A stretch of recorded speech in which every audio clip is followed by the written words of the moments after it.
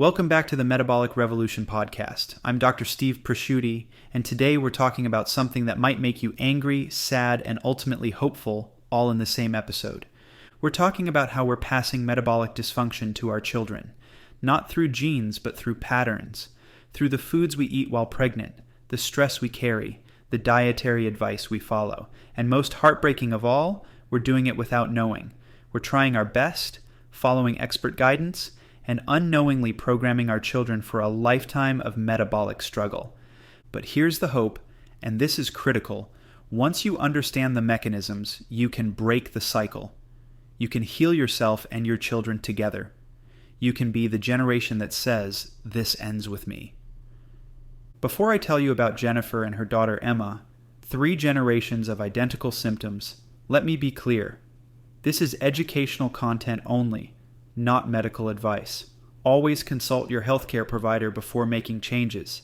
Now Jennifer, 47 years old, perimenopause nightmare, hot flashes, insomnia, weight gain she couldn't explain, anxiety attacks, brain fog, body temperature 97.1 degrees. Her daughter Emma, 23, struggling with PCOS, no period for 14 months, gained 30 pounds in a year despite doing everything right, keto, intermittent fasting, CrossFit 5 days a week, told she'd need IVF if she ever wanted children. Temperature, 97.2 degrees. When Jennifer mentioned her symptoms to her mother during a family dinner, her mother got quiet. Then she said, "That's exactly what happened to me." I thought it was just getting old. 3 generations. The same metabolic suppression, the same cold temperatures, the same struggles, different diagnoses, but one root cause. Cellular energy production had been compromised, and it was being passed down. But here's what the doctors missed. This wasn't genetic destiny. DNA hadn't doomed them. Their cells had learned how to produce energy by watching the cells that came before them. Metabolic patterns get inherited through nutrition, stress exposure, feeding practices, family attitudes about food. 6 months after working together, mother and daughter, eating the same meals, following the same metabolic protocols, both had temperatures above 98.4 degrees. Jennifer's hot flashes gone. Emma's period returned, and 3 months later she was pregnant. Naturally. No IVF needed. Jennifer told me, "I spent 25 years passing my dysfunction to my daughter without knowing it. Now I get to spend the rest of my life watching her raise a metabolically healthy child." Let me tell you about research that changed how I think about generational health. In the 1930s, a dentist named Weston A. Price traveled the world studying isolated populations who still ate traditional diets. He went to Swiss villages, Scottish islands, African tribes, Pacific Islanders, Native American groups, and he documented something extraordinary. These populations had perfect dental arches, virtually no cavities, no chronic diseases, robust fertility, and children born with wide faces and strong bone structure. Generation after generation of health. Then he studied their descendants who moved to cities and adopted modern diets. White flour, sugar, canned foods, and what he called the displacing foods of modern commerce. Within 1 generation, dental arches narrowed, cavities appeared, chronic diseases emerged, fertility declined, children were born with crowded teeth and narrower faces. 1 generation. That's how fast the degradation happened. But Price also documented something hopeful. When people returned to traditional diets rich in animal products, seafood, organ meats, and nutrient-dense foods, their health improved. And most importantly, their children's health improved dramatically compared to children born while parents ate modern diets. The key insight: traditional cultures understood something we've forgotten. They knew that the health of the next generation depended entirely on the nutrition of the parents, especially the mother, before and during pregnancy. Many cultures had specific preconception nutrition protocols. They would feed women preparing for pregnancy special foods, often organ meats, fish eggs, butter from grass-fed animals, shellfish. Not because of superstition, but because thousands of years of observation had taught them that well-nourished mothers produced healthier, more robust children. The Maasai in Africa gave women planning pregnancy access to the best milk and meat. Traditional Swiss villagers gave couples June butter. butter from cows eating rapidly growing grass, the most nutrient-dense butter of the year. Pacific Islanders fed pregnant women specific types of seafood and fish eggs. They understood intuitively what we're now proving scientifically: maternal metabolism programs fetal development, a mother's body temperature, her nutrient status, her stress hormone levels. All of these directly influence how her child's metabolism will function for life. And here's what breaks my heart: modern prenatal advice violates every principle these traditional cultures understood.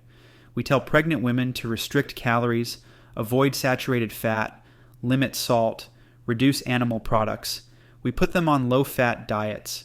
We warn them about gaining too much weight. We create metabolic stress during the most critical window of their child's development. Then we wonder why childhood obesity rates have tripled, why ADHD diagnoses have exploded, why type 2 diabetes now appears in teenagers, why fertility is declining in each generation. We're not just failing to provide optimal nutrition for the next generation, we're actively restricting it, and the consequences compound with each generation. Let me tell you about one of the most important studies in human metabolism: the Dutch hunger winter of 1944 to 1945. Near the end of World War II, the Netherlands experienced severe famine. Food rations dropped to as low as 400 to 800 calories per day for months. Women who were pregnant during this famine gave birth to babies who seemed initially normal. But researchers followed these children for decades, and what they found was devastating and illuminating. Children whose mothers experienced famine during early pregnancy, the first trimester when metabolic programming is being established, had higher rates of obesity, diabetes, cardiovascular disease, and mental health issues throughout their entire lives. 60, 70 years later, the effects were still measurable. Their bodies had been programmed in utero to expect scarcity, to conserve energy aggressively, to store fat efficiently, to run a suppressed metabolism as a survival adaptation. Even more striking, the next generation, the grandchildren of women who experienced famine, also showed metabolic effects. The programming passed through 2 generations. A pregnant woman starving during World War II created metabolic consequences in her great-grandchildren born in the year 2000. This is epigenetics, the way environment and nutrition influence gene expression without changing DNA itself. Starvation during pregnancy doesn't break genes. It changes how those genes function. It programs the developing fetus to expect a world of scarcity. Now here's where this gets relevant to you. You might think, but I'm not starving. This doesn't apply to me. But metabolically, what's the difference between eating 800 calories during a famine and intermittent fasting while restricting to 1,200 calories on a keto diet during pregnancy? What's the difference between wartime starvation and modern clean eating that eliminates most carbohydrates and restricts calories to avoid gaining too much weight? Your body doesn't know the difference between famine and voluntary restriction. The metabolic signals are identical: low blood sugar, high cortisol, suppressed thyroid, energy conservation mode. And if you're pregnant while doing this, you're programming your child's metabolism for that same low energy state. You're creating the metabolic equivalent of the Dutch hunger winter, one pregnancy at a time, in modern America. I've seen this pattern dozens of times. A woman comes to us with her daughter, the mother's health history, chronic dieting, yo-yo weight loss, always trying to stay thin, restriction mindset, the daughter's presentation, can't lose weight despite eating minimally, cold all the time, fatigued, often infertile or with hormonal issues. The mother unknowingly programmed metabolic suppression while pregnant. The daughter inherited that suppression, and now she's suffering from a pattern her mother created while trying to be healthy. This isn't blame. This is education. The mother was following expert advice. She was doing what her doctor, her dietitian, the pregnancy books all told her to do. She didn't know. But now we know, and that means we can stop passing it forward. We've tracked over 300 mother-daughter pairs in our practice, and the data is striking. In 89% of cases, the mother and daughter have morning body temperatures within 0.3 degrees of each other. Not 0.3 degrees Celsius, 0.3 degrees Fahrenheit. That's incredibly close. Mother's temp, 97.1. Daughter's temp, 97.3. Mother, 96.8. Daughter, 96.9, mother 98.2, daughter 98.1. They also share patterns. If the mother has afternoon energy crashes, the daughter has afternoon energy crashes. If the mother has thyroid markers on the low end of normal, the daughter has thyroid markers on the low end of normal. If the mother struggles with weight despite eating very little, the daughter struggles with weight despite eating very little. Same metabolic rate, same cellular energy production, same temperature regulation. This isn't genetic in the traditional sense, it's metabolic inheritance. The daughter's cells learned how to make energy by experiencing the environment created by her mother's cells. First in utero, then during breastfeeding, then through shared family eating patterns and stress responses. Let me tell you about the Chen family. 3 generations came to us at once. Grandmother Lynn, 72, severe osteoporosis on 6 medications. Mother Wei, 45, in perimenopause hell, pre-diabetic. Daughter May, 23, PCOS diagnosis, no period for over a year. All 3 had morning temperatures, between 96.4 and 96.8 degrees. I asked about their eating patterns. All 3 ate minimal breakfast, if any. All 3 avoided carbohydrates. All 3 exercised heavily, or had in the past. All 3 had been chronic dieters. The same metabolic suppression across 3 generations. We worked with all 3 simultaneously. Same protocols, adequate calories, plenty of carbohydrates, regular eating, moderate activity. We treated it as a family healing project, not individual disease management. 6 months later, all 3 had temperatures above 98.2 degrees. Lynn reduced her medications from 6 to 2. Wei's fasting glucose normalized completely. May got her period back after month 4 and conceived naturally 2 months later. May told me, "I'm pregnant right now with the first child in our family in 3 generations, who will be born to a mother with a normal metabolism. That baby won't inherit what was passed to me. The cycle is broken." That's the power of understanding metabolic inheritance. You can heal generations simultaneously. You can break patterns that have persisted for decades or longer. There's an animal study that illustrates generational metabolic degradation perfectly. In the 1930s and 1940s, a physician named Francis Pottenger studied cats over 10 years and multiple generations. He fed one group of cats raw meat and raw milk, their natural diet. Another group got cooked meat and pasteurized milk. Same calories, similar macros, but different food processing. The cats on raw food remained healthy generation after generation. Strong bone structure, good fertility, robust kittens, no diseases. The cats on cooked and processed food showed progressive degeneration over 3 generations. First generation showed some health issues. Second generation had more severe problems, skeletal deformities, dental issues, reproductive problems. By the 3rd generation, many cats were sterile, riddled with diseases, and couldn't produce viable offspring. But here's the hopeful part.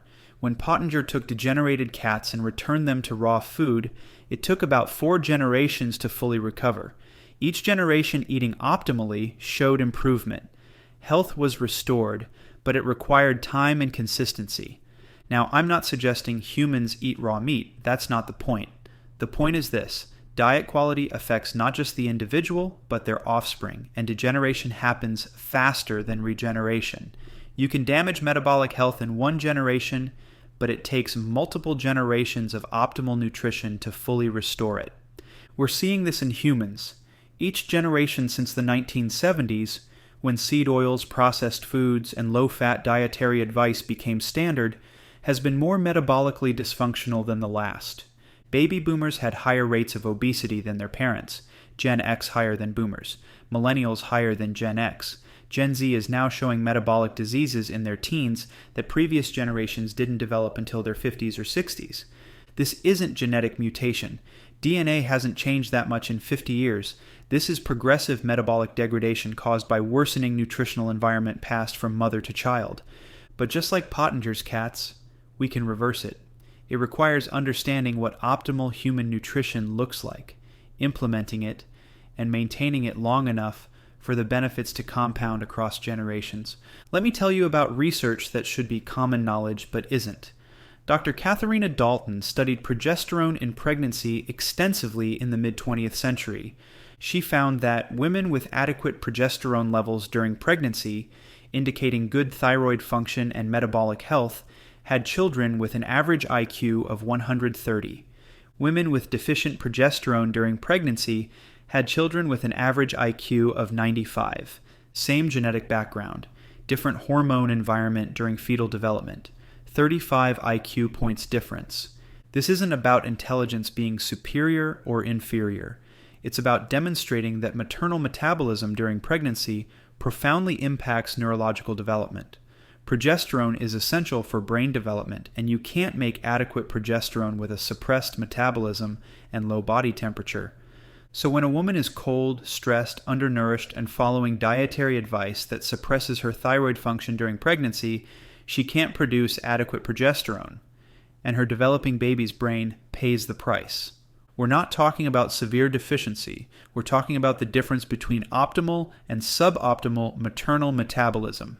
The kind of suboptimal that looks normal on lab tests, but shows up as a 97-degree body temperature. Think about the implications. How many children are being born with lower cognitive potential, not because of their genes, but because their mothers were following ketogenic diets and intermittent fasting during pregnancy, because they were restricting calories to avoid gaining too much weight, because they were stressed and exhausted but soldiering through. And here's the generational aspect, that child born with suboptimal neurological development will likely have metabolic issues. They'll struggle with weight, energy, hormones. And if they become parents, they'll pass similar or worse metabolic dysfunction to their children, unless the pattern is interrupted, unless someone breaks the cycle. Let me be very direct about what modern prenatal care gets wrong. First, calorie restriction. Women are told to gain only 25 to 35 pounds during pregnancy. Anything more is considered excessive. This creates fear around eating adequately. Women undereat to stay within guidelines, suppressing their metabolism during the most critical time. Traditional cultures understood that well-nourished pregnant women gain more weight. That weight is functional. It's increased blood volume, placental tissue, amniotic fluid, breast tissue, fat stores for breastfeeding, and yes, the baby. Restricting weight gain is restricting resources for optimal fetal development. Second, low-fat recommendations. Pregnant women are still told to limit saturated fat, choose lean meats, avoid butter and cream. But saturated fat is essential for hormone production. Cholesterol is the building block of progesterone, which we just discussed is critical for brain development. Low fat during pregnancy is metabolic sabotage. Third, carbohydrate restriction. Many women adopt keto or low carb during pregnancy thinking it's healthier. But glucose is the primary fuel for fetal brain development. Restricting carbohydrates forces the mother's body to run on stress hormones, adrenaline and cortisol, to maintain blood sugar. That hormonal environment programs the fetus for stress physiology. Fourth, excessive exercise. The fitness industry tells pregnant women to maintain intense workout routines, to keep lifting heavy, to keep running. But pregnancy already increases metabolic demand by about 20%. Adding intense exercise on top of that is metabolic stress. It diverts resources away from the baby toward muscle recovery. Fifth, intermittent fasting. Some women continue fasting during pregnancy thinking it's beneficial, but every time blood sugar drops during a fast, cortisol rises to compensate. The fetus is exposed to elevated stress hormones repeatedly. You're teaching that baby's stress response system to be hyperactive before they're even born. And sixth, salt restriction. Pregnant women are warned about sodium and told to limit salt intake, but blood volume increases by about 50% during pregnancy. That requires sodium. Restricting salt during pregnancy impairs blood pressure regulation and placental perfusion. It's dangerous, not protective. Every single one of these recommendations suppresses maternal metabolism, and when maternal metabolism is suppressed, fetal programming is compromised. I've had women come to us after pregnancy complaining that they never recovered from childbirth. They gained weight they couldn't lose. Their energy never came back. Their hormones stayed dysregulated. They assumed it was just what happens after having kids. But when we look at their pregnancy history, it's clear. They metabolically suppressed themselves during pregnancy following modern guidelines. They never recovered because they crashed their metabolism when it was most vulnerable, and they unknowingly programmed their child for similar struggles. Ray Peat wrote extensively about how maternal stress hormones program fetal development. When a pregnant woman is under chronic stress, whether psychological or metabolic, her cortisol and adrenaline levels are elevated. Those stress hormones cross the placenta, the developing fetus is bathed in them, and that hormonal environment programs the baby's stress response system, their metabolic rate, their insulin sensitivity, their thyroid function. A baby developing in a high cortisol environment learns to expect threat. Their stress response becomes hyperactive. Their metabolism becomes conservative. They're programmed for survival in a hostile world, even if they're born into relative safety and abundance. This explains why children of mothers who experienced high stress during pregnancy often have anxiety disorders, difficulty regulating emotions, and metabolic issues from early childhood. It's not that stress during pregnancy causes these problems directly. It's that the hormonal environment during development programs the child's physiology to match that stress state. And here's the vicious cycle. That child, now programmed for high stress reactivity and metabolic suppression, will likely grow up to become a stressed, metabolically suppressed adult. If they become a parent, they'll pass similar or intensified programming to their child. 3 generations later, you have a family where everyone has anxiety, everyone struggles with weight, everyone feels exhausted, and everyone says it runs in the family. But it's not genetic. It's generational metabolic and hormonal programming. The good news? This programming is reversible. When women optimize their metabolism before and during pregnancy, maintaining normal body temperature, adequate nutrition, stable blood sugar, low stress hormones, their children are born with healthy metabolic programming. We've seen this repeatedly. A woman comes to us with metabolic issues. We restore her temperature, optimize her nutrition, regulate her hormones. She gets pregnant. The pregnancy is easier than she expected. She gains appropriate weight. She feels good. The baby is born calm, robust, and developmentally advanced. That child won't struggle the way the mother struggled. The pattern is broken. So what do you do if you're reading this and realizing you might have passed metabolic dysfunction to your children, or if you're worried about future pregnancies? First, release any guilt. You didn't know. You were following expert advice. You were doing your best. The medical establishment failed you, not the other way around. Second, understand that it's never too late to improve. Even if your children are already born, optimizing your metabolism now still benefits them. Children who grow up in households where parents eat well, maintain good metabolic health, and have healthy relationships with food learn those patterns. You're modeling metabolic health even if you couldn't provide it from conception. Third, if you're planning pregnancy, prioritize metabolic optimization before conception. Ideally, you want your body temperature consistently above 98 degrees for at least 3 to 6 months before getting pregnant.